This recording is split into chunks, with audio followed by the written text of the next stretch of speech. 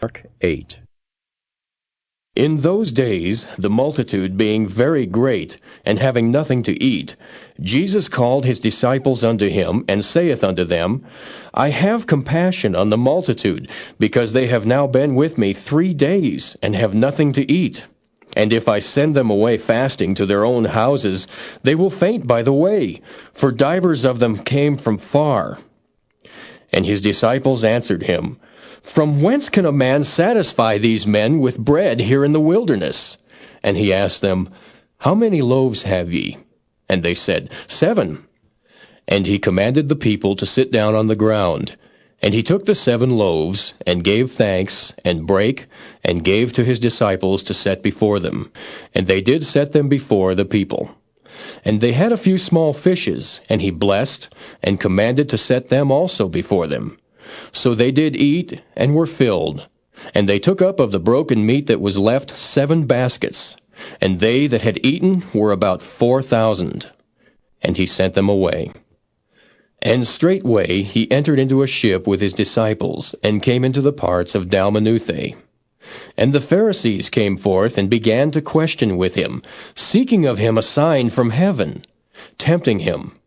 And he sighed deeply in his spirit, and saith, Why doth this generation seek after a sign? Verily I say unto you, there shall no sign be given unto this generation. And he left them, and entering into the ship again, departed to the other side. Now the disciples had forgotten to take bread, neither had they in the ship with them more than 1 loaf.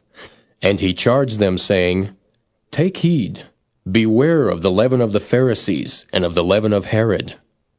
And they reasoned among themselves, saying, It is because we have no bread.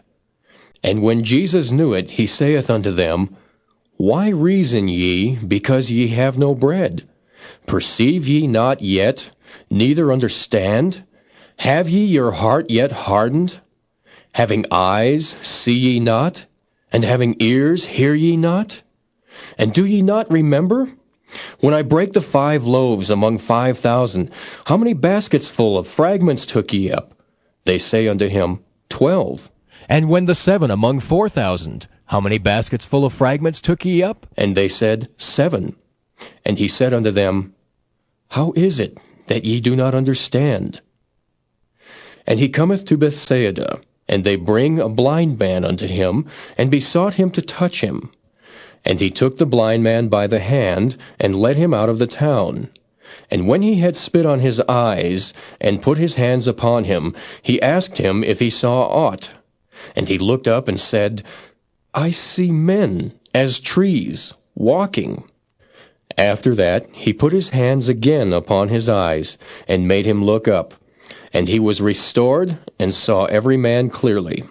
And he sent him away to his house, saying, Neither go into the town, nor tell it to any in the town. And Jesus went out, and his disciples, into the towns of Caesarea Philippi. And by the way he asked his disciples, saying unto them, Whom do men say that I am? And they answered, John the Baptist. But some say Elias, and others one of the prophets. And he saith unto them, But whom say ye that I am? And Peter answereth and saith unto him, Thou art the Christ. And he charged them that they should tell no man of him. And he began to teach them that the Son of Man must suffer many things, and be rejected of the elders, and of the chief priests and scribes, and be killed, and after 3 days rise again. And he spake that saying openly. And Peter took him, and began to rebuke him. But when he had turned about, and looked on his disciples, he rebuked Peter, saying, Get thee behind me, Satan, for thou savorest not the things that be of God, but the things that be of men. And when he had called the people unto him with his disciples also, he said unto them, Whosoever will come after me, let him deny himself, and take up his cross, and follow me. For whosoever will save his life shall lose it. But whosoever shall lose his life for my sake and the gospel's, the same shall save it. For what shall it profit a man if he shall gain the whole world and lose his own soul? Or what shall a man give in exchange for his soul? Whosoever therefore shall be ashamed of me and of my words in this adulterous and sinful generation, of him also shall the Son of Man be ashamed when he cometh in the glory of his Father with the holy angels.